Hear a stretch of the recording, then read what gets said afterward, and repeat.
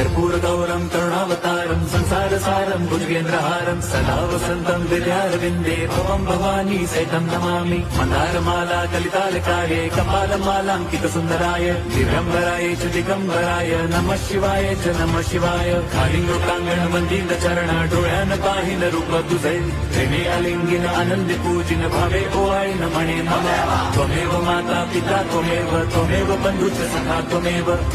विद्या द्रविणं